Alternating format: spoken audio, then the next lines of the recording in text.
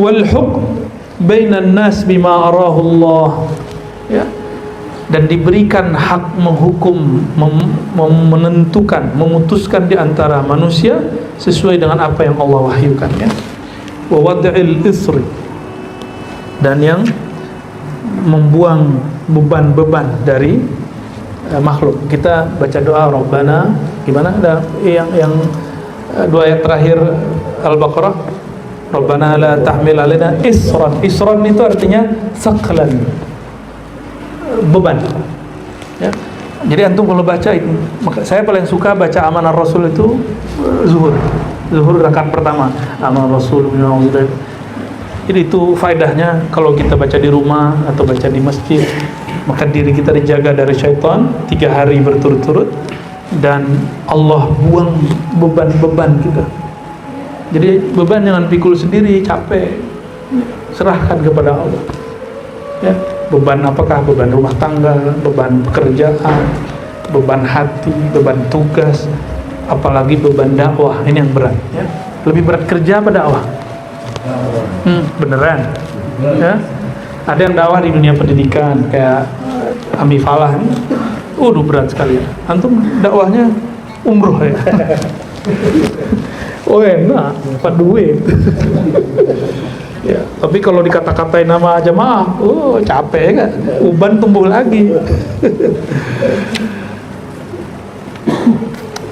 Kalau kita berdakwah ilallah, bukan ila syuhratina, bukan mencari syuhrah, mencari popularitas, antum dikasih fasilitas sama Allah.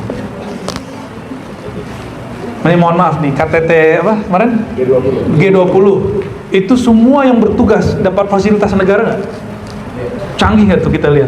Sepatunya sendiri, bajunya sendiri, kendaraannya sendiri, makannya juga spesial. Itu tugas dunia. Tugas dunia mulia karena dia ngurusin rakyatnya, ngurusin negara.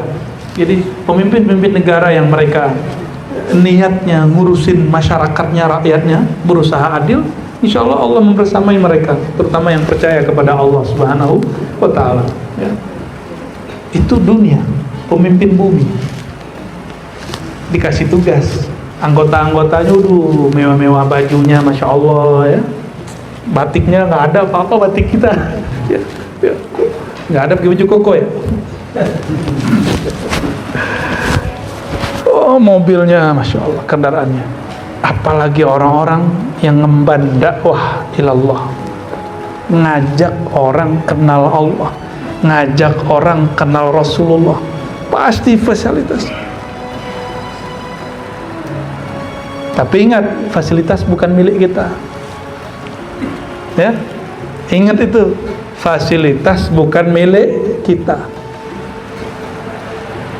Itu yang dicamkan di kalbu, baru sah zuhudnya, baru boleh terima. Jadi kapan kata Imam Nu'taillah boleh terima pemberian makhluk? Jika engkau melihat Khalik lah yang memberi, Allah lah yang memberi. Kalau engkau melihat Allah lah yang bantu, baru boleh. Kalau enggak, syak, tolak. Makanya kita dengar ada seorang dai yang masyhur, ulama yang masyhur, dia tolak bantuan dari orang. Mungkin beliau meragukan saat itu, ya.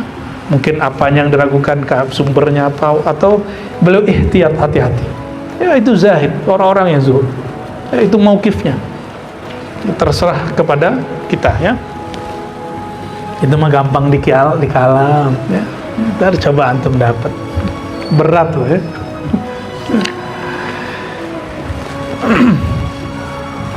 Yang pernah tugas, kita tugas nih atau panitia dititipin nih pakai kendaraan nih, antum merasa punya nggak? Terus sebulan kita mulu pakai, pas balikinnya berat nggak? Yang berat balikin nggak tahu diri dia, nggak tahu diri dia. Nah di situ kolbu harus dihajar terus. Kalau terus dilatih, nanti Allah akan berikan yang lebih mulia lagi, lebih mulia lagi, ya. Tapi sekali ada rasa memiliki, maka ya mohon maaf, kita jadi hamba benda fasilitas itu. Nah, ini makna yang ada di dalam Sunan At-Tirmizi, ya, man kanat hammuhud dunya, siapa yang himmahnya pikirannya dunia, duit, mobil, rumah, mulu duit, itu lah ya. Itu kalau duit datang sama dia bilang, wah ini saingan gua nih, wah ini budak gua nih, kita kerjain aja, bikin susah deh hidupnya. Tapi kalau di kolbu antum ada nama Allah, ada nama Nabi Muhammad, gimana dia? Ada nama Allah di dalam ya. Kita hamba Allah, kita bantu dia, maka dunia ta'ti ilaihi raghimah, dunia datang sesukanya, mau dia lari kemana aja tuh dunia nggak lari. Raghimah itu seperti binatang di ini hidupnya, apa namanya? Atau dia cocok kasih tali, dia nggak mau, ngikut aja tuh. Nah, kira-kira seperti itu. Nah, itulah Rasulullah Sallallahu Alaihi Wasallam ya. Jadi wad'al isr, Allah lah yang mengangkat beban kita lewat Nabi Muhammad Sallallahu Alaihi Wasallam.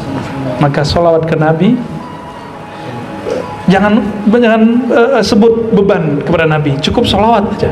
Malu kita ngaduin masalah duniawi kepada Nabi Muhammad Sallallahu Alaihi Wasallam ya. Ngadu ke Nabi itu gimana cara dekat beliau, gimana cara dekat kepada Allah, itu baru kekasih Rasulullah SAW. Baru orang yang akan jadi ring terdekatnya Rasulullah SAW. Yang Nabi katakan ana aulan nas bi ya, gimana lafaznya? Aulan nas bi yaumal qiyamah aktsaruhum salatan alayya ya. Orang yang paling dekat kepadaku nanti kiamat, orang yang paling banyak salatan. Salatan itu secara harfiah kan mendoakan rahmat. Nabi perlu rahmat ya? Enggak perlu.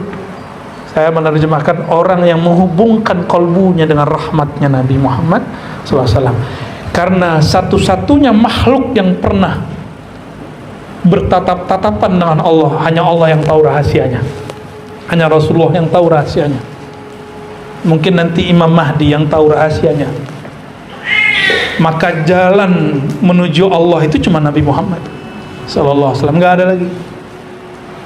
Atas dasar itu, apapun torikotnya kita nggak lewat jalur Sayyidina Nabi Muhammad Sallallahu Alaihi Wasallam, maka dia batil, fasyil, ya, dia batil.